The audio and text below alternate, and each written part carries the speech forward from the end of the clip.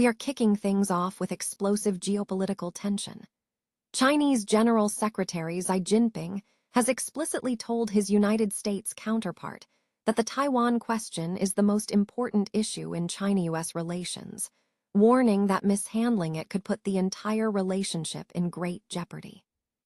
We dive into the alarming timeline, suggesting that China is preparing for a massive military action against Taiwan this very year, detailing the chilling rehearsals and preparations that are making this scenario increasingly real.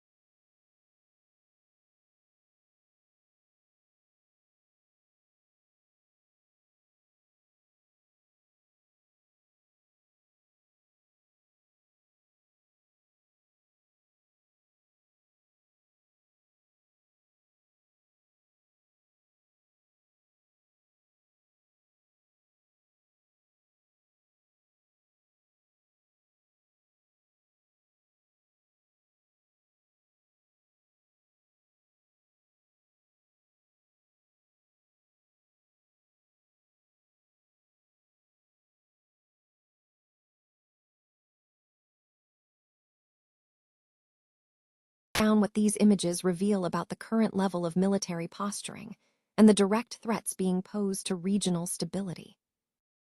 Finally, we examine Taiwan's crucial role on the global stage. We investigate the rejection of Taiwan's invitation to the World Health Assembly and the strong statement from the Ministry of Foreign Affairs that Beijing cannot stop Taiwan's vital contributions to global healthcare. Stay with us as we wrap up this critical geopolitical update. Chinese General Secretary Xi Jinping has signaled that the Taiwan issue is the paramount concern in China-US relations, with state media reporting that mishandling it risks severe clashes and jeopardizes the entire relationship. This focus follows earlier statements by CIA Director William Burns, who noted that Xi had instructed the People's Liberation Army to be ready for a successful invasion of Taiwan by 2027, a deadline that is rapidly approaching. Recent developments suggest China may be planning action sooner than anticipated. U.S. President Donald Trump indicated that Xi had directly asked him for support for Taiwan militarily in the event of a Chinese invasion, a question Trump dismissed, stating, "I don't talk about those things." This exchange suggests Xi may have directly communicated his intent to invade a Western economy of 23 million people before the next U.S. presidential election, potentially as soon as this year. China has been engaged in extensive military preparations for a large-scale invasion of Taiwan since 2022. Exercises in August featured D-Day-style landing craft and floating causeways, simulating conditions off Taiwan's coast. Reports indicate China is involving civilian vessels, such as ferries and cargo ships, in these preparations, signaling a serious intent to deploy ground troops. Furthermore, China has constructed a mock city based on central Taipei for training purposes. Analysts point to recent intense military purges within the PLA since 2022, involving the arrest or removal of over 100 senior members, as potentially clearing the way for aggressive military operations. Some speculate that Xi viewed endemic corruption as a weakness, believing a purge of corrupt elements would place true professionals in command. While Burns set a 2027 timeline, some experts suggest a Chinese invasion could materialize sooner. They cite factors such as Japan's escalating military spending, which could create a credible threat, and the U.S. vulnerability, particularly concerning depleted defense munitions. Experts argue that the U.S. cannot afford to significantly arm Taiwan immediately, as rebuilding stocks would take years. Despite the strategic calculus, many observers deem a direct conflict between China and Taiwan implausible due to significant geographical and logistical disadvantages for Beijing, including island geography and critical supply line dependencies. Furthermore, China's narrative framing Taiwan as a renegade province could be leveraged to garner international sympathy. However, the plausibility of a 2026 invasion cannot be dismissed. The potential fallout from such a crisis, affecting global microchip supply chains and the South China Sea trade routes, is deemed catastrophic for the global economy. Commentators suggest that even rumors of such a conflict are enough to create widespread global fear, mirroring historical periods of intense worldwide turmoil. Some commentators have also drawn parallels between these potential conflicts and prophetic warnings regarding global crises. Noi Dung Kai Tait. The Ministry of National Defense of Taiwan released surveillance images of Chinese military assets, including a fighter jet and 2 naval vessels, participating in a joint air-sea exercise near the island. The People's Liberation Army, PLA, reportedly conducted a joint combat readiness patrol in the vicinity since the morning, dispatching 22 aircraft, including J-10 and J-16 fighter jets, and KJ-500 airborne early warning and control aircraft to Taiwan's Air Defense Identification Zone (INVADES). And the MND stated that 11 of these aircraft crossed the median line of the Taiwan Strait or its extension, entering the northern, central, southwestern, and eastern sectors of the ADIZ while coordinating with Chinese naval vessels. The ministry released 3 surveillance images accompanying the press release. One image, captured by a Taiwanese F-16V fighter jet using the Sniper Advanced Targeting Pod, displayed the exhaust nozzles of a Chinese J-16 fighter jet. A second photo, taken from Taiwan's Keelung-class destroyer, showed China's Type 52D destroyer, the Yinchuan, in the distance. A third image onboard Taiwan's Kangding-class frigate showed a Navy crew member monitoring a Chinese Type 54A frigate, though the location was not specified. And this release follows a period of heightened tension, occurring just before Taiwan's opposition-controlled legislature was scheduled to review funding for 5 U.S.-approved weapons systems in December 2025. Public releases of surveillance imagery captured via an F-16V's Sniper ATP are infrequent and usually occur during major PLA exercises. N. The MND stressed that the military aircraft and vessels pose the only source of disruption to regional peace and stability. Taiwan's armed forces maintain close surveillance of Chinese military activities through joint intelligence, surveillance, and reconnaissance assets, ready to respond as necessary to preserve the status quo in the Taiwan Strait. N. In unrelated local news, Yangmingshan National Park authorities urged visitors to respect public spaces and obey the law following an incident where a couple was caught on a live stream engaging in sexual activity in the Qingxiangang area. The Shilin police precinct confirmed they had identified a suspect and would summon him for questioning regarding public indecency charges.